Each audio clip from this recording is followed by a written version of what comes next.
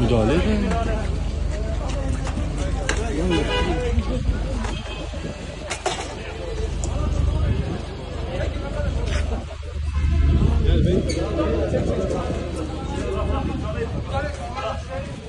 Bırak götürsünler, bırak götürsünler, bırak götürsünler, bırak.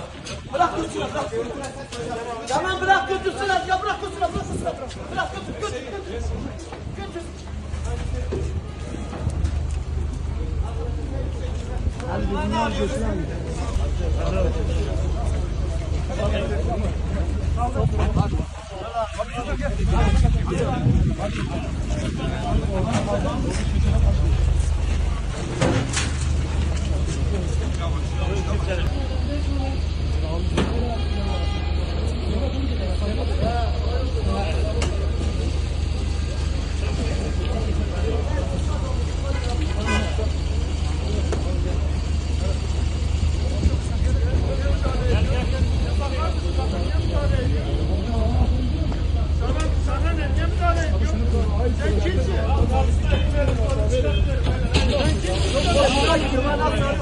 Al hepsini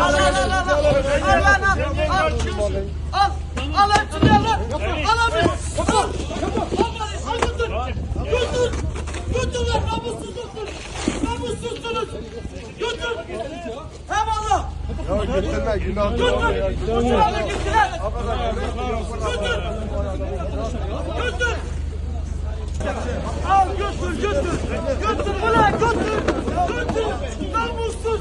Hadi. Al ulan namussuz. Ayıptır ulan milletin devriyle bunu alacağını. Millet ne yapsın? Namussuz. Eyvallah. Namussuz ulan. Niye götürüyorsun? Müdahale edin.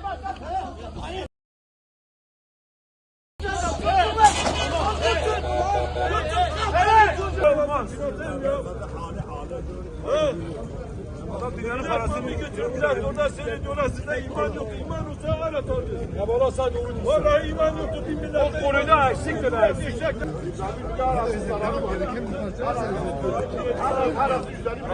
Bana ben yine 80 milyon cebisini götürdüm. Bölge hastanesini vurdu. Sonra çıkışında 80 milyon cebisini götürdüm. Başka işler mi?